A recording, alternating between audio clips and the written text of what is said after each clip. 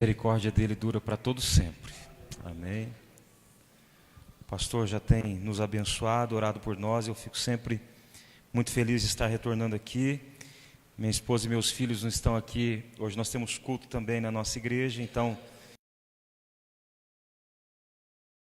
Mas é sempre um prazer enorme estar aqui. Embora o pastor já tenha orado por nós, nos abençoado, eu ainda gostaria que você fechasse um pouco mais os teus olhos nesse momento. E eu quero que você se entregue à doce e maravilhosa presença do Espírito Santo. Porque quem vai mudar a tua vida é o Espírito Santo. Quem vai transformar o seu interior é o Espírito Santo. Quem vai te convencer dos caminhos que você precisa mudar na tua vida é o Espírito Santo. E se essa palavra que for ministrada hoje não for regada e banhada com o poder do Espírito Santo, ou não for recebida num coração aberto e receptivo, será apenas um discurso.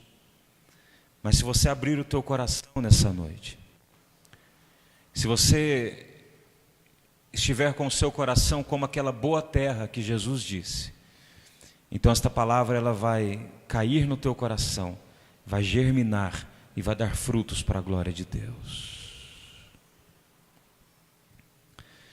Espírito Santo, nós continuamos na tua presença.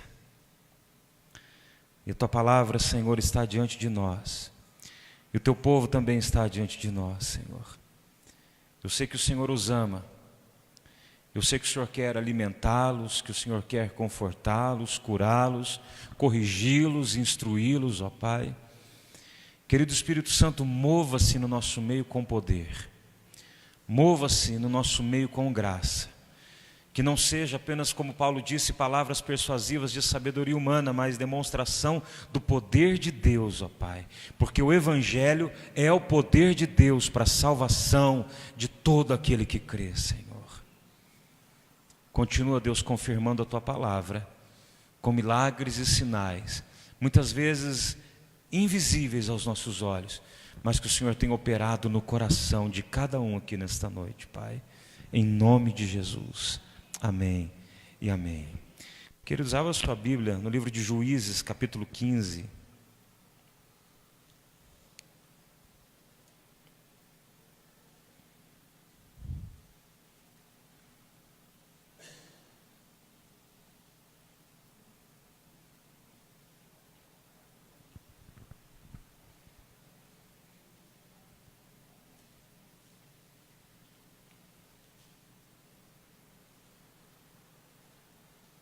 Juízes 15, eu ia ler o capítulo todo, mas é um pouco extenso, eu quero ler a partir do versículo 9. Eu acho que para o seu entendimento é bom que nós leiamos ele todo. Eu vou correr aqui um pouquinho com a leitura, são 20 versículos, é até bom, você que não teve tempo hoje de fazer o seu devocional, então nós vamos gastar um pouquinho de tempo lendo a palavra, amém? Juízes 15, o capítulo todo nos diz assim: passado algum tempo, nos dias da colheita do trigo, Sansão, levando um cabrito, foi visitar sua mulher e dizia: vou entrar no quarto da minha mulher. Porém o pai dela não o deixou entrar e lhe disse: eu realmente pensei que você tinha muito ódio por ela, e por isso a dei ao seu companheiro. Mas você não concorda que a irmã mais nova é mais bonita do que ela? Fique com ela em lugar da outra. Mas Sansão disse: desta vez sou inocente para com os filisteus quando lhes fizer algum mal. Então saiu, apanhou 300 raposas e pegou um bom número de tochas. Amarrou as raposas de 2 a 2 pela cauda e prendeu uma tocha em cada par. Pôs fogo nas tochas e largou as raposas nas plantações dos filisteus. Assim incendiou tantos feixes como o cereal que ainda estava por ser colhido, além das vinhas e dos olivais. Os filisteus perguntaram: quem fez isto? Responderam: Sansão, o genro do Timinita, porque o sogro lhe tirou a mulher e deu ao amigo dele. Então os filisteus foram e queimaram a mulher e o pai dela.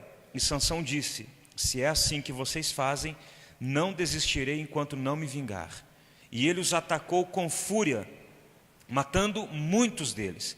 Depois desceu e habitou numa caverna da rocha de Etã. Então os filisteus subiram e acamparam em Judá, espalhando-se por Leí. Os homens de Judá perguntaram aos filisteus: por que vocês estão nos atacando? Responderam: viemos prender Sansão para fazer com ele o mesmo que ele fez conosco.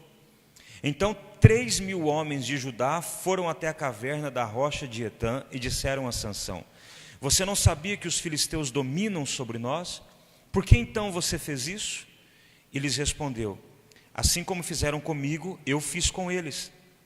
Os homens de Judá disseram a Sansão: viemos para amarrar você, para o entregar nas mãos dos filisteus. Sansão disse: jurem para mim que vocês não me matarão. E eles lhe disseram: não, nós somente vamos amarrar você e entregá-lo nas mãos dos filisteus, mas de maneira nenhuma vamos matar você. Então o amarraram com 2 cordas novas e o fizeram sair da caverna. Quando Sansão chegou a Leí, os filisteus foram gritando ao encontro dele, mas o Espírito do Senhor de tal maneira se apossou de Sansão, que as cordas que ele tinha nos braços se tornaram como fios de linho queimados, e as amarras que ele tinha nas mãos se soltaram. Achou uma queixada de jumento, ainda fresca, pegou-a na mão e com ela matou 1.000 homens e disse: com uma queixada de jumento, um montão, outro montão, com uma queixada de jumento, matei 1.000 homens. Quando acabou de falar, jogou fora a queixada, e aquele lugar foi chamado de Ramate-Leí. Sentindo muita sede, Sansão clamou ao Senhor e disse: por meio do teu servo deste esta grande salvação. Será que agora vou morrer de sede e cair nas mãos desses incircuncisos? Então o Senhor fendeu a cavidade que estava em Leí, e dela saiu água. Sansão bebeu, recobrou o alento e reviveu. Por isso aquele lugar se chama em Racoré até o dia de hoje. Sansão julgou Israel nos dias dos filisteus durante 20 anos. Amém? Eu vou partir do princípio aqui de que você conhece mais ou menos a história de Sansão. Conhece mais ou menos a história de Sansão? O Sansão é o nosso personagem preferido quando a gente é criança e vai para a escola dominical, vai na salinha, né? A gente fica impactado com aquela força toda. Mas se você não conhece muito bem a história de Sansão, quero resumir bem rapidamente para você. Por desobediência a Deus, a nação de Israel estava escravizada por 40 anos pelos filisteus. É impressionante como a nossa desobediência a Deus nos coloca num lugar de escravidão, de servidão. Isso sempre acontece no decorrer da história e continua acontecendo nos dias de hoje. Mas um dia, um anjo de Deus aparece a uma mulher israelita que estava escravizada e aprisionada, e ela diz assim: olha, você terá um filho, e ele será nazireu, será escolhido de Deus. Você não vai dar bebida forte para ele, vinho fermentado, você tampouco cortará o cabelo, porque ele é um escolhido de Deus e ele vai começar a livrar Israel das mãos dos filisteus. Então Deus coloca o destino de Israel na mão de um homem. Esse homem chamado Sansão, que nasceu a partir de uma promessa. A Bíblia diz que o menino cresceu, se fortaleceu, e o Espírito de Deus começou a agir nele. De que maneira? Ele era um bom pregador? Não. Ele era um bom cantor? Não. Ele era um missionário? Não. Ele tinha uma força incomum. Uma força incomum. O incrível Hulk perto dele é fichinha. Então quando seu filho vier te falar aí da Marvel, do incrível Hulk, dos demais, você conta para ele a história de Sansão. E Sansão descobriu que ele tinha essa força no dia do seu casamento. Ele está indo para se casar com uma mulher filisteia, dessa nação que os escravizava. Depois nós vamos entender como Deus tinha um propósito nisso tudo. Seus pais não gostaram muito da ideia, mas ele arrumou uma mulher filisteia para se casar. E a Bíblia diz que quando ele está indo para o seu casamento, surge um leão no meio do caminho. E naquele dia Sansão descobre a sua força, porque ele pega um leão, e a Bíblia diz que ele rasga o leão como se fosse um cabrito. E eu não sei por que a Bíblia diz isso, porque também não deve ser fácil rasgar um cabrito, né?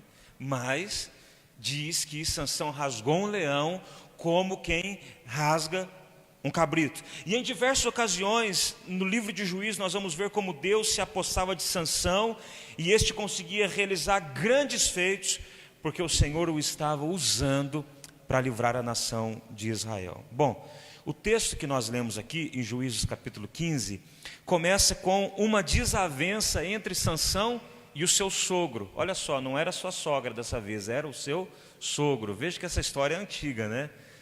Uma desavença. O que acontece? Sansão se casou bonitinho, ofereceu dote, fez tudo o que se devia fazer. Fez uma festa bonita, convidou muita gente. E eu não sei por que cargas d'água, não sei se era o costume da época, ele volta para sua terra. E depois de uns dias ele vem para finalmente tomar posse do seu casamento, oficializar. E ele chega na casa do sogro e diz: onde que é o quarto da minha esposa? Porque eu vou no quarto, vou me relacionar com ela, meu direito de esposo, enfim. E o sogro falou: você não pode ir, porque eu já permiti que ela casasse com outro homem. Eu dei ela em casamento para outro homem. Sansão ficou extremamente indignado, obviamente. E ele, que já procurava uma ocasião contra os filisteus, sabe quando você está irritado ou irritada, que você espera só uma palavra? Você fala: eu só estou esperando uma palavra, o fulano me falar aquilo e aquilo. Isso não é de Deus, mas às vezes a gente sente isso. E Sansão estava assim, ele já estava buscando ocasião contra os filisteus, mas não tinha nada. Quando o sogro dele, que é um filisteu, faz isso com ele, é quando ele declara no versículo 3, ele diz: desta vez eu sou inocente para com os filisteus, quando eu lhes fizer algum mal. E ele fez, gente, ele fez. Sansão naquele dia matou muitos filisteus. Muitos filisteus. Fez um arraso. E depois que ele fez isso, ele foi para uma caverna. A Bíblia chama de rocha de Etã. Acontece que os filisteus não deixaram isso barato, óbvio que não. E eles foram atacar os israelitas, o povo de Sansão, um povo que não tinha nada a ver com a história. Porque quando você age por impulso no pecado, aqueles que estão junto com você sofrem as mesmas consequências. Isso está provado em todas as Escrituras. Quando você está vivendo uma vida de desobediência a Deus, sabe que toda a sua família vai sofrer com você. Principalmente quando você é um desobediente deliberado. Quando você sabe o que Deus tem colocado no teu coração, quando você sabe os propósitos de Deus para você, o que Deus tem pedido, mas você insiste em permanecer no seu caminho, e você é um desobediente deliberado, saiba que toda a sua família vai sofrer com você. Lembra, pastor, quando a Bíblia diz, Deus diz para Josué atacar um povo e não deixar nada, e aquele homem esconde uma capa da Babilônia? A Bíblia diz que toda a nação sofreu pelo pecado de um homem. Então reavalie a sua vida e veja se você não está fazendo sofrer aqueles que estão junto com você. Veja se o teu barco não está afundando e você está colocando pessoas junto com você. Alinhe a sua vida com Deus. Então os filisteus vieram atacar a nação de Israel, e Israel falou assim: por que vocês estão nos atacando? Então os filisteus dizem: porque Sansão fez isso conosco e nós estamos nos vingando. Aí a Bíblia diz algo triste. A Bíblia não mostra essa conversa, mas dá a entender que o povo de Israel disse assim: e se nós te entregarmos Sansão? Eles disseram: tudo bem, nos entregue Sansão.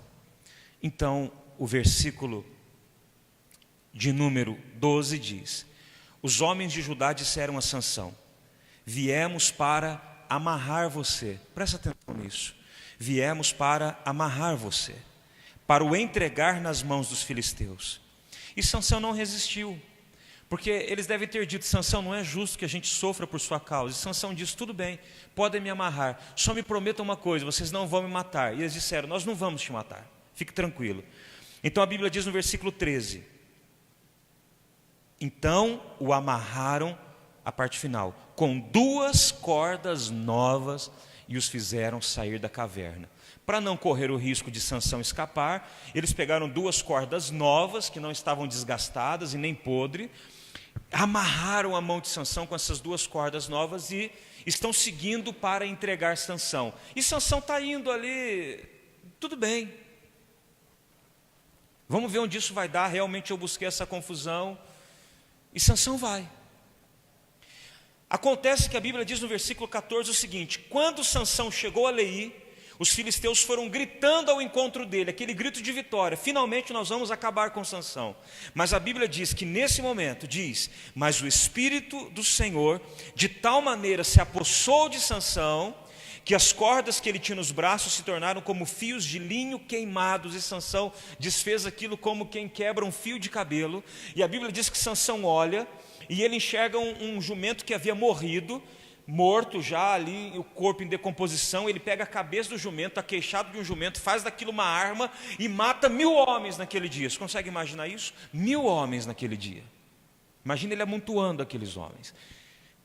E foi um dia terrível para os filisteus. Acontece que depois dessa vitória, Sansão se desgastou completamente. E ele faz uma declaração a Deus e diz: Deus, e aí? O Senhor me deu uma vitória completa e agora eu vou morrer de sede. Eu estou morrendo de sede, estou desidratado, passei o dia lutando, suando, me desgastando, eu vou morrer. E então Deus toca em uma rocha, essa rocha se fende, sai água para beber. A Bíblia diz que Sansão bebe daquela água, retoma suas forças, fica revigorado, e depois o versículo continua dizendo que assim Deus começou a usar Sansão para livrar a nação de Israel. E quando você lê o livro de Juízes, você vê que no fim da sua vida, mesmo na morte, Sansão foi usado para dar livramento a esta nação. Mas o que Deus tem falado ao meu coração nesse texto, e Deus tem ministrado muito essa verdade no meu interior.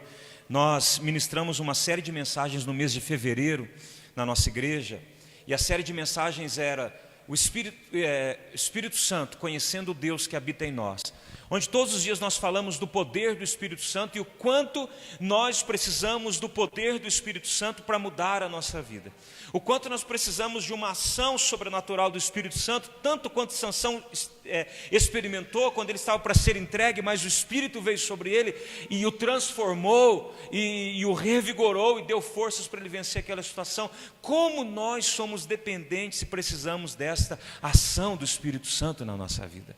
Porque nós não vamos chegar longe sem o Espírito Santo. Nós não vamos chegar longe sem o poder de Deus. Na verdade, Jesus Cristo disse aos discípulos: vocês receberão poder quando o Espírito vier sobre vocês, e vocês serão testemunhas em Jerusalém, em Samaria, em toda a Judéia e até os confins da terra. Nós não conseguiremos ser quem Deus quer que nós sejamos, a menos que estejamos revestidos com este mesmo poder de Deus. Agora, eu consigo encontrar nesse texto, e eu me lembro o dia que Deus me deu essa mensagem. Deus colocou esse texto no meu coração e eu lia, relia e não conseguia entender o que Deus queria falar. E um dia nós estávamos numa reunião de oração na igreja. Nós temos oração todos os dias das 6h30 da tarde às 7h30 da tarde. E eu estava lá de joelhos e com a Bíblia aberta nesse texto e orando. Não sei se você crê em oração em outras línguas, mas eu estava ali orando em outras línguas e pedindo um discernimento, uma direção de Deus. E em 3 minutos o Senhor me mostrou que Ele queria falar comigo, com a nossa igreja naquele momento. E eu acho que essa mensagem, de certa forma, é para a igreja de Cristo de um modo geral. Porque o Senhor me fez enxergar um paralelo muito grande entre a vida de Sansão e a igreja do Senhor. E como nós estamos caminhando para as mesmas direções que Sansão caminhou, e como nós precisamos de uma ação do Espírito Santo para reverter todas essas coisas. Vocês estão no 8º aniversário, estava lendo o folheto de vocês, que 8 significa ressurreição, restauração, recomeço. E quem sabe Deus não quer trazer um fôlego novo, coisas novas sobre a vida de vocês, sobre este lugar. A Bíblia diz que Sansão nasceu com uma promessa. Qual era a promessa? Você vai libertar a nação de Israel das mãos dos filisteus. Eu quero dizer para você que a igreja também nasceu com uma promessa. nós vamos libertar o mundo do poder das trevas e, através da pregação do Evangelho, levá-los para o reino da luz. Na verdade, a Bíblia vai nos dizer em 1 Pedro 2,9 o seguinte: vós, porém, sois raça eleita, sacerdócio real, nação santa, povo de propriedade exclusiva de Deus. Para quê?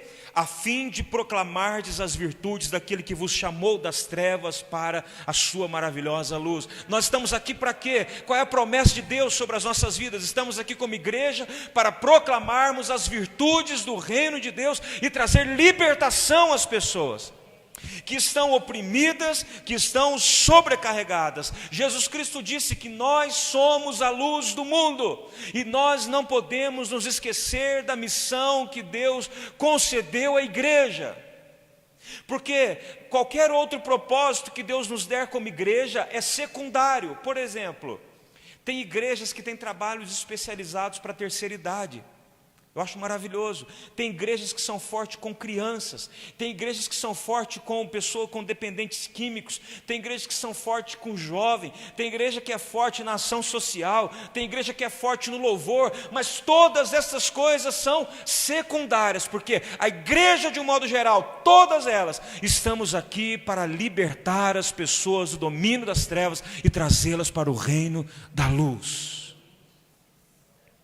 Então você precisa entender que este é o seu propósito, e você precisa descobrir qual é o teu propósito nesta evangelização global que Deus espera que a gente faça. Uns de nós vão pregar em muitos lugares, viajar em muitos países como missionários. Outros de nós vamos orar, outros de nós vamos contribuir. Outros de nós estaremos aqui para com alegria receber aqueles que chegam. Outros de nós estaremos aqui para discipular, para ensinar aqueles que estão chegando. Outros de nós estamos aqui para preparar aqueles que vão sendo enviados. Outros de nós estamos aqui para cuidar e pastorear. Enfim, eu não sei qual é o teu lugar, eu só quero dizer uma coisa para você: tem uma missão irrevogável. Jesus não mudou de ideia e Ele continua dizendo: vão pelo mundo todo e preguem o Evangelho a toda criatura. Nós precisamos redescobrir essa verdade.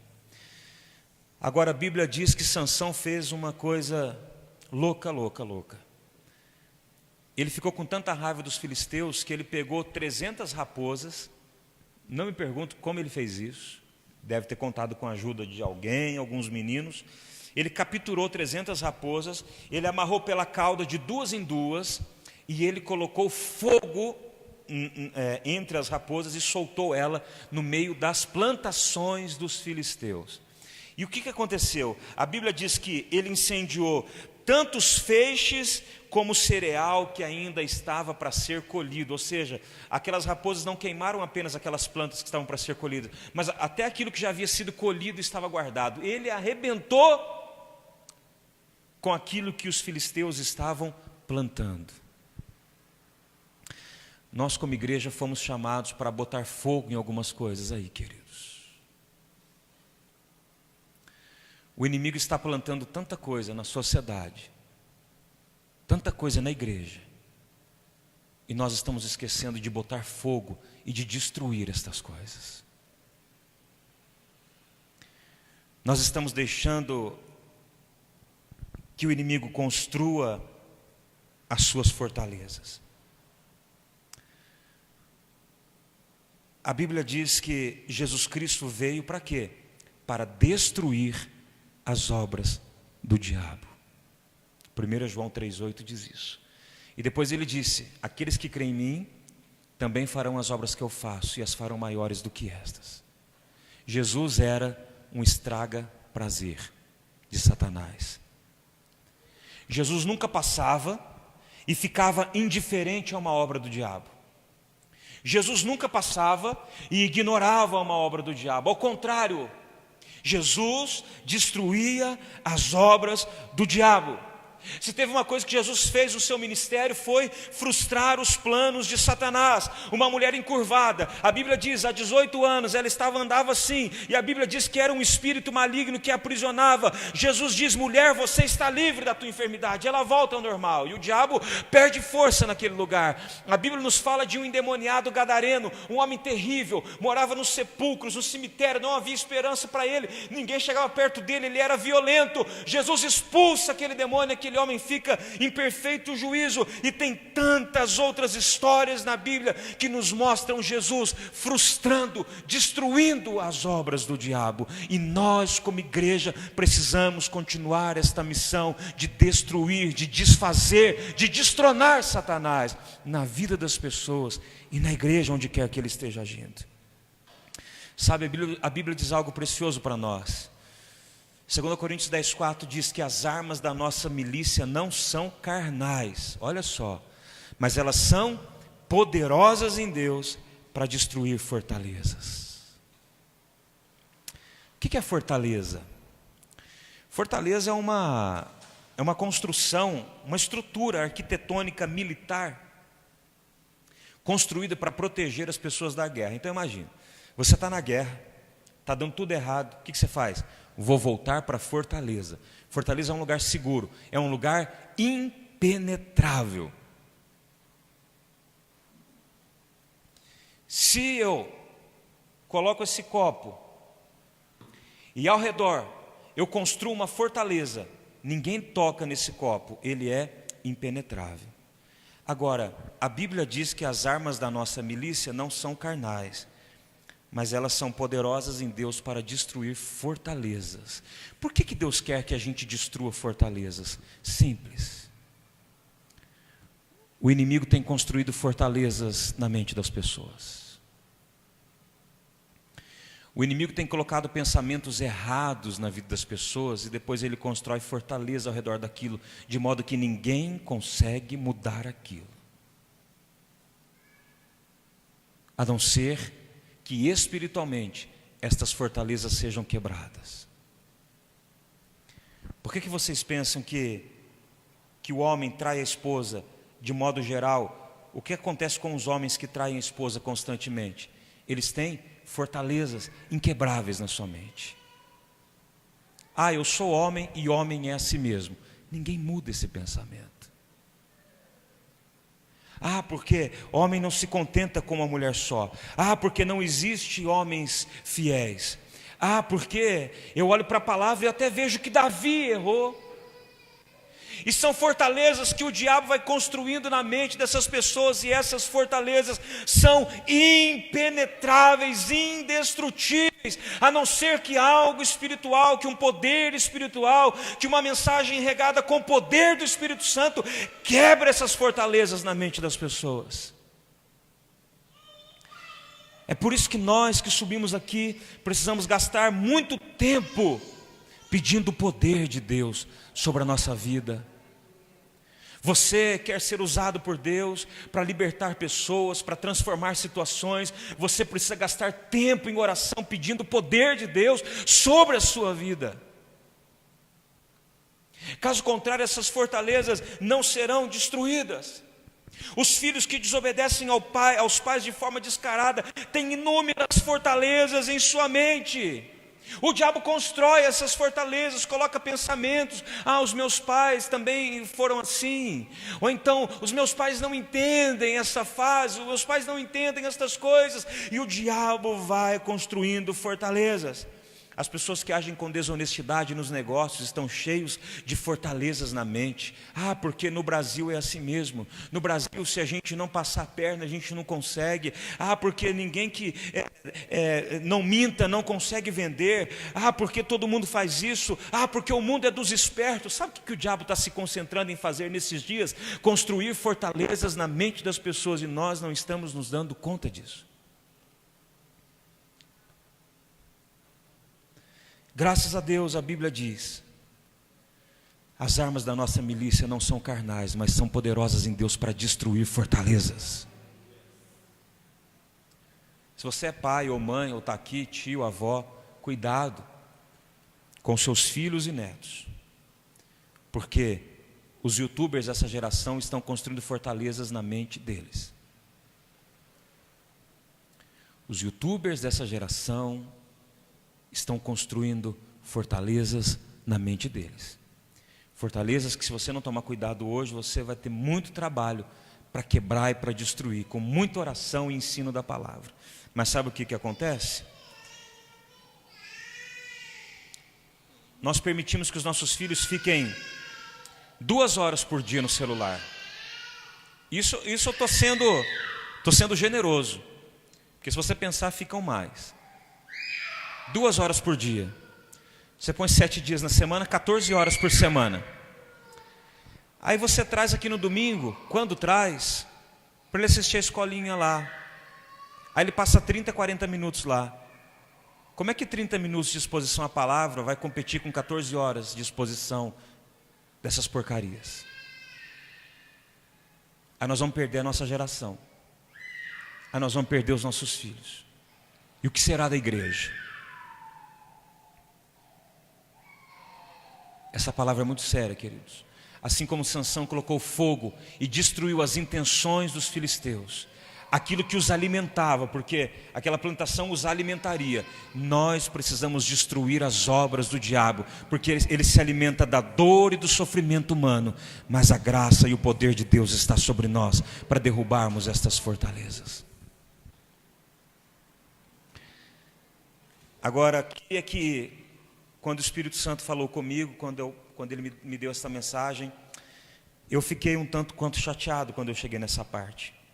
A Bíblia diz que Sansão se permitiu amarrar com 2 cordas novas,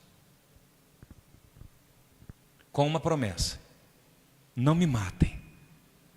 E disseram: nós não vamos te matar, nós só vamos te amarrar.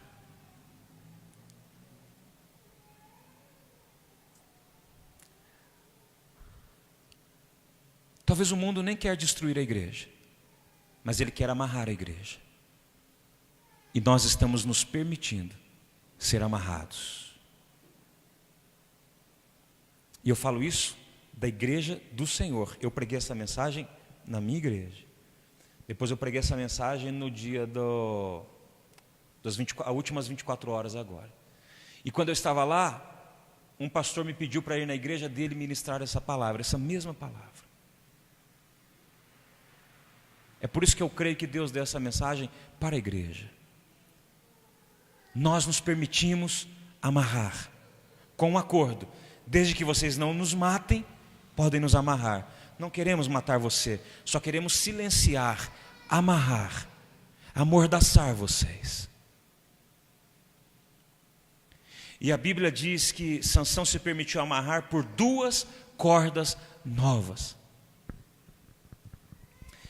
E eu perguntei para Deus o que seriam essas 2 cordas.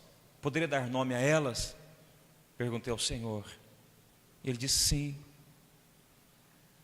A primeira corda com a qual a igreja se permitiu amarrar é com a corda do relativismo moral. Nos dias que nós vivemos hoje de igreja, o pecado não é mais pecado. Se você está no Evangelho há pelo menos 15 ou 20 anos, eu vou dizer de 20 anos para cima. Você lembra quando o pecado era pecado, não lembra? Hoje o pecado Deus entende. As nossas pregações, as nossas mensagens, é o seguinte: olha, Deus te ama, fique tranquilo, Deus te ama, Deus te entende. Não, Ele não te entende. E Ele vai castigar severamente todos aqueles que andaram em desobediência à sua palavra. Não, Deus não entende o pecado, porque Ele te deu poder para se libertar dele. Quer dizer que Deus enviou o Filho dele, que sofreu horrivelmente naquela cruz, açoitado, derramou sangue e morreu para depois entender o seu pecado? Não, Ele não entende o seu pecado. Ele não entende o seu pecado. Ele não compreende. Como você pode dizer não ao sacrifício de Cristo? E como diz Paulo, continuar crucificando Cristo todo dia. Mas eu estou aqui para trazer uma mensagem para você, que eu não sei se você vai gostar, mas é a mensagem de Deus. E a mensagem é: o salário do pecado ainda é a morte. Esse versículo não mudou. O salário do pecado ainda é a morte, e sem santidade ainda ninguém verá a Deus. As pessoas ainda serão julgadas segundo as suas obras. A Bíblia diz: quer sejam boas, quer sejam más, a porta e o caminho ainda são estreitos. A Bíblia ainda diz: sejam santos como eu sou santo. E a Bíblia também continua declarando: arrependei-vos, porque é chegado o reino dos céus. Deus não entende o seu pecado, Ele quer purificar você, Ele quer limpar você, porque a Bíblia diz que Ele vem buscar uma noiva imaculada, sem mancha, sem ruga. Isso não significa que não há perdão quando a gente peca, de modo algum. Ele é um Deus perdoador, a Bíblia diz isso. O que Ele não tolera é que você viva deliberadamente na prática do pecado. Se assim você estiver, quando Ele voltar, saiba, Ele não te entenderá de modo algum. Josué 3,5 diz: disse Josué ao povo: santificai-vos, porque amanhã o Senhor fará maravilhas no meio de vós. Por que há pouca maravilha acontecendo no meio da igreja de Jesus no Brasil? Embora às vezes a gente vê algumas coisas, porque talvez nós estejamos falhando em obedecer isso.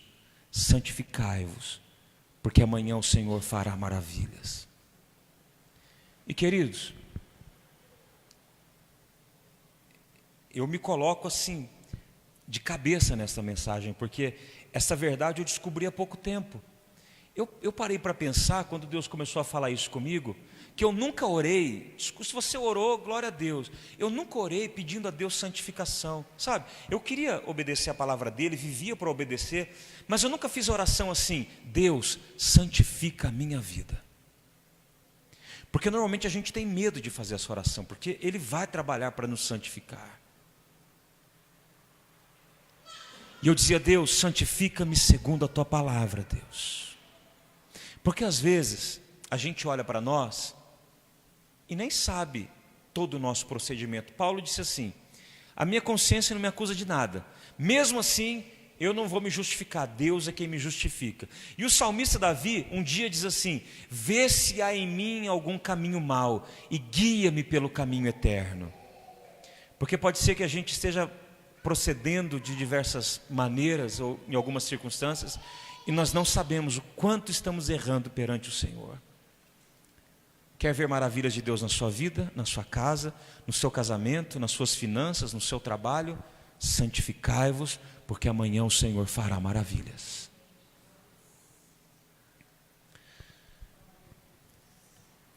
Uma outra, essa segunda corda com a qual nós nos permitimos amarrar, e eu falo isso com muita tristeza,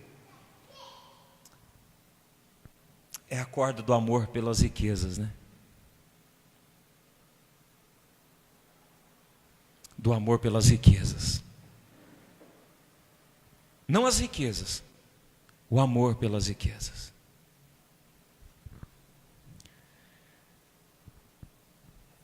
Jesus contou a parábola do semeador e disse que uma parte caiu entre espinhos. E depois Jesus disse: esses são aqueles que ouvem a palavra, a praticam por algum tempo, mas depois são sufocados pelos cuidados, pelos prazeres, pelos desejos de riqueza nessa vida, e não dão fruto com perfeição. As riquezas estão nos sufocando, queridos. Esse mundo competitivo está nos sufocando. Esse mundo competitivo está nos matando. Sabe por que os cultos de semana são mais fracos na igreja? Na minha, pelo menos, é porque as pessoas trabalharam durante o dia. Não seria razão de estar aqui? Trabalhamos durante o dia e vamos adorar a Deus durante a noite. Mas o trabalho está desgastando as pessoas. Desejo desenfreado por ter mais, por possuir mais. É uma competição desenfreada, onde um quer ser mais que o outro na vida. E nós, como filhos de Deus, ao invés de esperarmos no Senhor, descansarmos no seu amor, fazermos a nossa parte, mas crermos que Ele é galardoador, presenteador e que Ele vai nos honrar, a gente entra nessa mesma corrida maluca, e nós estamos nos autodestruindo. Porque hoje a maioria das pessoas na igreja só querem vir aos domingos, por uma razão: domingo eu não trabalho, porque se eu trabalhasse também não estaria aí, porque o trabalho é mais importante para mim. O amor pelas riquezas está destruindo a igreja do Senhor. Jesus disse à igreja de Laodiceia: vocês dizem, estou rico e abastado, não preciso de coisa alguma, e nem sabes que tu és infeliz, miserável, pobre, cego e nu.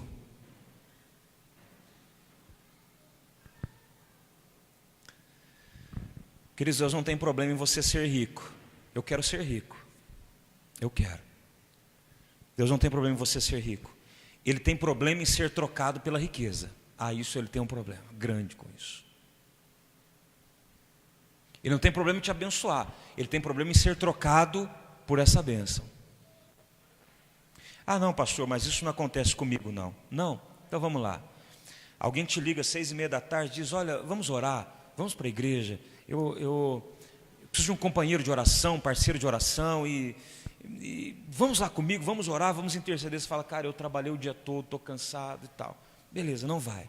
Naquela hora, se você trabalha com vendas externas, te liga um cliente, falou: vem aqui em casa que eu quero fechar aquele negócio.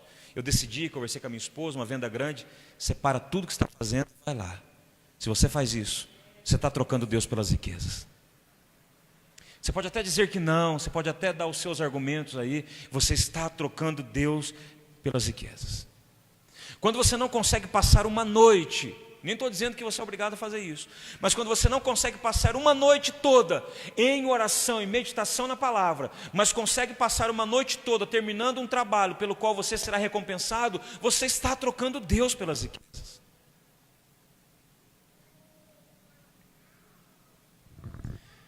Quero resumir da seguinte maneira: quando você está disposto a fazer coisas para adquirir riquezas, as quais você não está disposto para fazer para adquirir o conhecimento de Deus, você está trocando Deus pelas riquezas. Quando você trabalha mais para juntar tesouros na terra do que trabalha para juntar tesouros nos céus, você está trocando Deus pelas riquezas. E quando eu digo trabalhar mais, queridos, não é em número de horas. Todo mundo sabe que você precisa trabalhar 8, 9, 10 horas por dia. Eu estou falando com quanta motivação você trabalha, com quanta paixão, com quanto desejo e quanto esforço é empregado no teu trabalho para adquirir riquezas. Você emprega esse mesmo esforço, empenho, motivação e desejo para buscar as coisas do reino de Deus? Se não, você está trocando. Você contribui na igreja com a mesma motivação com que você faz seus investimentos? Não, pastor. Está trocando Deus pelas riquezas. Você estuda a palavra com a mesma motivação com que você estuda os assuntos relacionados à sua profissão?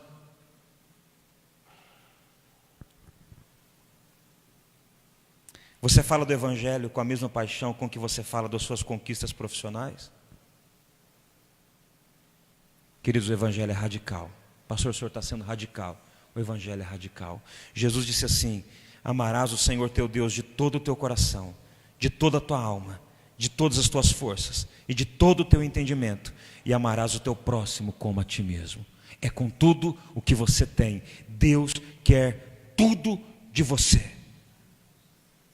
E quando eu digo que nós nos deixamos amarrar pelas riquezas, é que as igrejas hoje, a igreja de Cristo, dificilmente nós pregamos o Deus que salva, mas nós sempre pregamos o Deus que prospera.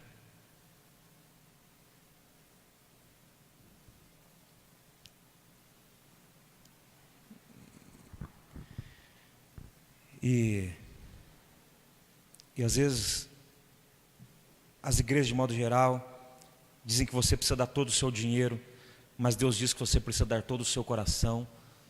E aqueles que deram o seu coração têm um prazer enorme em contribuir voluntariamente com aquilo que Deus está fazendo. De modo que esse assunto eu não discuto, eu digo para as pessoas o seguinte: se Deus ainda não tem o seu dinheiro, é porque Ele ainda não tem o seu coração. Simples assim. Isso é simples. E quando eu vou ministrar sobre dízimos e ofertas na igreja, eu digo o seguinte: existem 3 tipos de pessoas aqui na igreja. Aqueles que podem ofertar e vão ofertar. Aqueles que não podem ofertar e têm um desejo enorme no coração de fazê-lo. E aqueles que podem e não vão. Se Deus ainda não tem os seus recursos, a sua vida toda, é porque Ele ainda não tem o seu coração. Eu quero resumir esse tópico dizendo que Deus ama a prosperidade do seu povo. Ele tem um prazer enorme em que você seja abençoado e até rico. Ele só não tem prazer no fato de você o trocar pelas riquezas e pelas coisas dessa vida. No momento como esse em que Sansão estava amarrado, só uma ação do Espírito Santo para libertá-lo. Só uma ação do Espírito Santo para libertá-lo. E eu vou dizer para você, eu vou ter que correr aqui para resumir. Só uma ação do Espírito Santo agora para nos libertar. Só uma ação do Espírito Santo para dar um novo caminho para a igreja. Só uma ação do Espírito Santo para desfazer essas amarras que nos prendem, que estão nos paralisando. As amarras do relativismo moral, onde nem as coisas não há mais pecado, e as amarras do desejo pelas riquezas. Nós precisamos de uma ação do Espírito Santo. A Bíblia diz, e eu creio muito nisso daqui, a Bíblia diz que Sansão está indo abatido, entregue, com aquelas cordas nas mãos, como se não houvesse mais esperança, e os filisteus vêm gritando, comemorando a entrega de Sansão. O mundo está comemorando a entrega da igreja, mas assim como aconteceu com Sansão, o Espírito do Senhor virá sobre nós, e nós arrebentaremos essas amarras, e seremos a igreja que o Senhor quer para estes dias, em nome de Jesus. Tem gente que é desapontado com a igreja. Eu não sou, porque a Bíblia diz que quando o Senhor levantou Jesus nos céus, há uma promessa no Antigo Testamento que diz: fique aqui até que eu coloque todos os seus inimigos por estrado de teus pés. Todos os inimigos serão colocados debaixo dos pés de Jesus, e é a igreja que fará isso, é você quem fará isso. Nós precisamos dessa ação libertadora do Espírito Santo. E é impressionante como onde eu vou pregar, onde eu vou falar, ou as pessoas com quem eu converso, os pastores, Deus tem falado nos últimos dias sobre avivamento. E o tema, o número 8 significa ressurreição. Ressurreição significa vivo de novo, coisas novas, um fôlego novo, um novo mover do Espírito Santo sobre as nossas vidas. O Espírito Santo virá, queridos. O Espírito Santo virá. Um homem do país de Gales, deixa eu lembrar o nome dele, acho que eu anotei aqui em algum lugar, Evan Robert.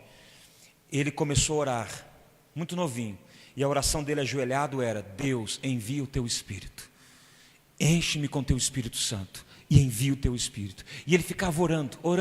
Depois ele encontrou um outro grupo para continuar orando com ele. Eu quero dizer para você que naquele ano de 1904, o país de Gales foi varrido por um avivamento. Em poucos meses, mais de 100 mil pessoas se converteram. Os comércios fechavam, porque, por exemplo, eles iam orar 3 vezes ao dia. Então suponha que eles iam orar ao meio-dia ou às 2 da tarde. O comércio não adiantava ficar aberto, ninguém ia comprar, estava todo mundo na igreja. O comércio, ele mudou o horário do comércio. Os índices de criminalidade despencaram. E é engraçado, você pode ver isso, não acredite em mim, vai lá e veja, pesquise no Google. Tinha lá o campeonato de futebol, acho que americano, se eu não me engano. Aí tinha lá o campeão de 1901, campeão de 1902, campeão de 1903... 1904 está escrito assim: avivamento. Não teve campeonato, ninguém ia para o futebol, todo mundo ia para a igreja adorar a Deus. Eu creio no mover assim, queridos. Eu creio que o Espírito Santo virá sobre nós com poder. Só que Jesus disse uma coisa. Ele disse: se vós, sendo mau, sabeis dar boas coisas aos vossos filhos, quanto mais o Pai Celestial dará o Espírito Santo àqueles que lhe o pedirem. Precisamos clamar por uma intervenção do Espírito Santo de Deus. Precisamos colocar as nossas igrejas para orar por uma intervenção do Espírito Santo de Deus. E eu não creio que vai haver apenas assim um mover visível. Eu creio que o Senhor vai nos ajudar a nos mantermos vivos, porque quando o Espírito veio e destruiu aquelas amarras, e Sansão foi liberto e matou aqueles homens, como a queixada de jumento, porque quando o Espírito Santo vem sobre a igreja, coisas simples se tornam ferramentas extraordinárias. A Bíblia diz que Sansão se cansou e disse: isso é tudo. Deus disse: não. Deus fendeu uma rocha, saiu água da rocha para alimentar Sansão. A rocha eterna, Cristo Jesus, um dia disse: aquele que tem sede, venha a mim e beba, e eu lhe darei da água. E esta água é o Espírito Santo, é para mim e é para você. O que determina o quão cheio do Espírito Santo você será, queridos, é a sua sede. Deus tem desejo de te encher, de se mover em você e através de você. E eu creio que é para a nossa geração, eu creio que é para os nossos dias, onde veremos coisas extraordinárias da parte do Senhor. Nos coloquemos de pé, amém? Essa última parte aqui eu resumi, para a gente poder chegar à conclusão. Mas eu sei que Deus tem falado com você. Tocar aquela canção Faz Chover, Lá menor, Fá, Dó, Sol.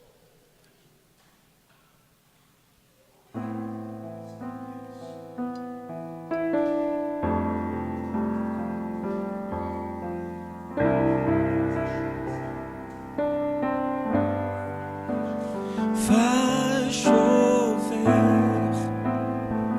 faz chover, abra as comportas do céu e faz chover, faz chover, abra as comportas do céu. Eu vejo uma pequena nuvem do tamanho da mão de um homem, mas este é o sinal que a tua chuva vai descer. Eu vejo uma pequena nuvem do tamanho da mão de um homem, mas este é o sinal que a tua chuva vai, diga a ele, faz chover, faz chover, abra as comportas do céu e faz chover, faz chover,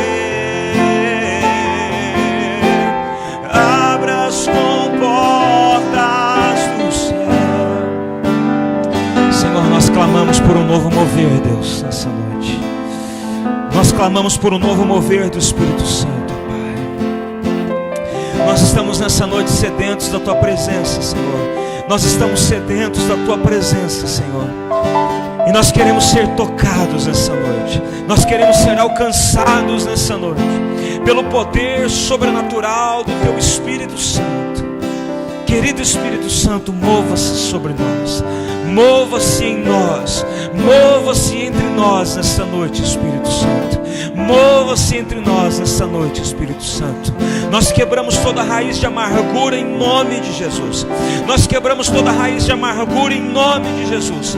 Nós quebramos todas as fortalezas agora em nome de Jesus. Você pode ser usado por Deus. Você pode ser transformado por Deus.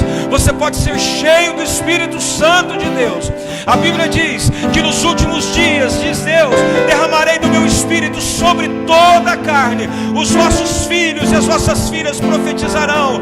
Os vossos velhos terão visões. Os vossos jovens terão sonhos. Em nome de Jesus. A Bíblia diz: o Espírito será derramado sobre aquele que tem sede de Deus. Sede de Deus. Sede de Deus.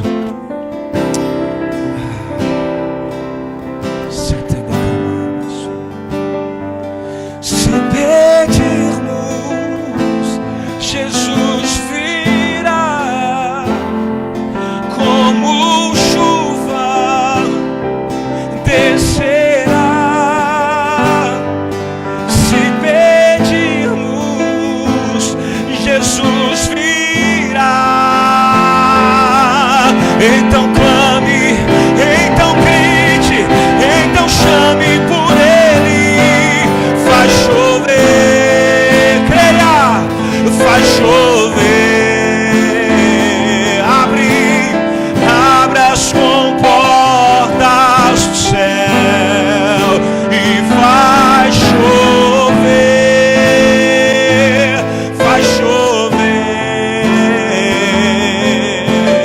Abra as comportas do céu e faz chover,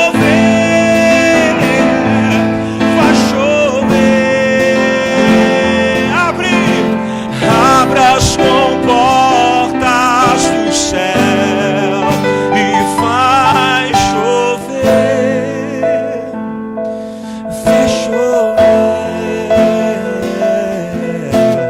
Abra as comportas. A Bíblia diz que, cumprindo-se o dia de Pentecostes, estavam todos reunidos no mesmo lugar. E de repente veio do céu um som veemente, impetuoso, e encheu toda a casa em que estavam assentados. E foram vistas por eles línguas repartidas como que de fogo, as quais pousaram sobre cada um deles. E todos foram cheios do Espírito Santo.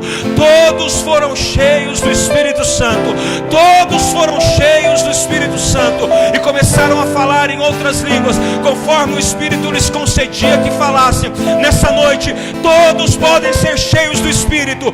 Todos podem ser cheios do Espírito. É para você nessa noite. É para você nessa noite. Há uma graça de Deus sobre a sua vida. Há um poder de Deus sobre a sua vida. Sinta a doce e maravilhosa presença do Espírito Santo. Oh, abra as comportas do céu e faz chover, faz chover. Abra as comportas do céu e faz chover, faz chover.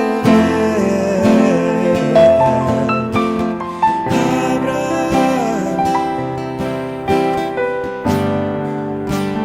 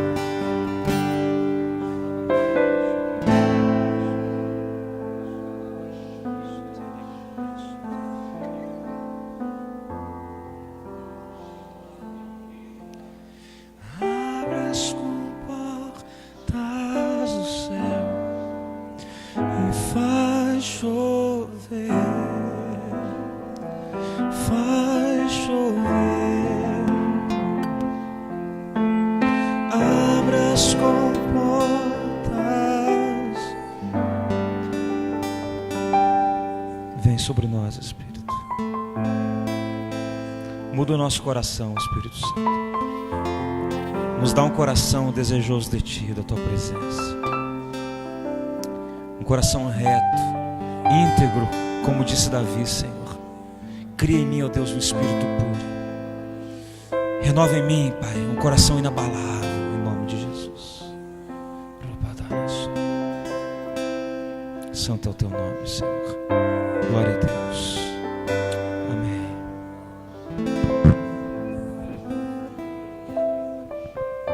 Glória a Deus. Glória a Deus. Cria em mim, ó Senhor, um espírito novo. Cria em mim, Senhor, um espírito reto. Cria em mim, Senhor, dai-me um espírito voluntário. Que nós não venhamos perder o espírito voluntário. O espírito que tem sede e fome da Tua presença. Senhor, na Tua igreja. Vai chover, Senhor, em nós. Qual é a resposta que a igreja dá? Se pedimos, Jesus virá, e como chuva Ele descerá. Se pedimos, Jesus virá. Então clame, então chame por Ele. Faz chover, faz chover.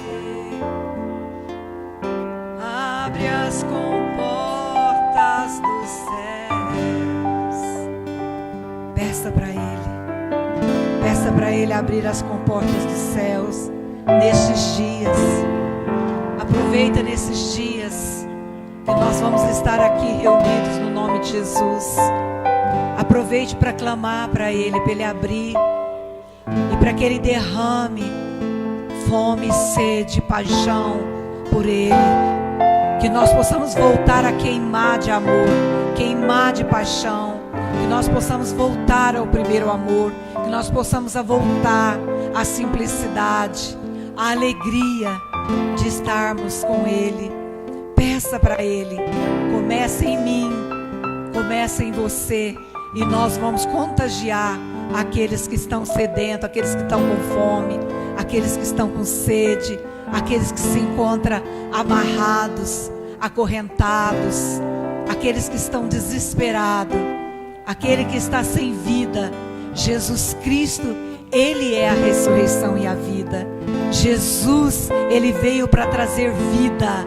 Ele veio para dar vida e vida com abundância. Os mortos não podem mais louvar ao Senhor, mas nós que estamos vivos, que pensamos que estamos vivos, que achamos que estamos vivos, nós podemos adorar o Senhor. O Senhor do Senhor, nós podemos adorar. Por isso nós estamos aqui, por isso nós vamos estar aqui no sábado, em nome de Jesus, no domingo, em nome de Jesus, para adorar, para trazer a presença dEle, o céu neste lugar, por causa da nossa adoração, porque nós temos fome e sede. Vamos esquecer das notícias, vamos nos esquecer das palavras contrárias, das más notícias que corrompem o nosso coração. Vamos crer e agradecer quantos livramentos o Senhor tem dado, quantos livramentos o Senhor tem nos dado. Se nós estamos de pé, porque o Senhor, Ele tem nos dado grandes livramentos. E se nós vencemos, estamos aqui na presença dEle, porque Ele tem nos amado. Amém? Que nós possamos pedir para o Senhor: Senhor, Tu és santo. A sua santidade, só o Senhor pode nos santificar. Eu nada posso fazer por mim mesmo para me santificar, mas Ele pode me santificar. Peça, Senhor, santifica a minha vida, porque Tu és santo e ninguém vai ver a Tua face se não estiver com essa santidade. Que nós possamos andar em santidade no falar, santidade no pensar, santidade no olhar, santidade no agir, santidade no negociar, santidade em cuidar da nossa vida, da nossa casa, santidade no nosso casamento, santidade com o relacionamento com os irmãos, santidade. Que nós possamos colocar os nossos olhos santo naquilo que é santo. Amém, queridos? Que você fortaleça o seu espírito com essa palavra, que você possa meditar assim como eu, né, nessa palavra e observar, né, como ele foi ali preso, amarrado por essas cordas. Que nós venhamos nos desvencilhar dessas amarras, dessas cordas que o inimigo está o tempo todo tentando nos amarrar. Nós somos livres, porque Jesus já nos libertou, amém? E se você identificar na sua vida alguma área que você está sendo amarrada, aprisionada, comece a orar. Porque é no seu secreto, no seu quarto, no secreto do seu coração, é que você vai identificar aquilo que está amarrado, aprisionado. Amém, queridos? Louvado seja Deus. Pastor Isaac, que o Senhor te abençoe e te guarde. Que o Senhor faça resplandecer sobre ti o seu rosto e que o Senhor tenha misericórdia de ti e te conceda a paz na sua família, na igreja onde você cuida das ovelhas ali, que você prospere em todas as formas e que o Senhor se agrade cada dia mais da sua vida como um adorador, como um servo do Senhor, do Deus Altíssimo. Amém? E eu sei que as promessas dele são fiéis e você está vivendo isso também, né? Esse avivamento, você está vivendo esse renovo, essa novidade de vida, e que o Senhor continue derramando chuvas de bênção, viu, sobre o seu ministério, sobre a sua vida, sobre a sua casa, em todas as áreas. Que o Senhor te recompense, que o Senhor te recompense, porque Ele fala que todo trabalho há recompensa, porque é por Ele, para Ele e através dEle, viu, que o nome dEle seja glorificado. Muito obrigada por ter aceitado o convite de estar aqui conosco. Amém?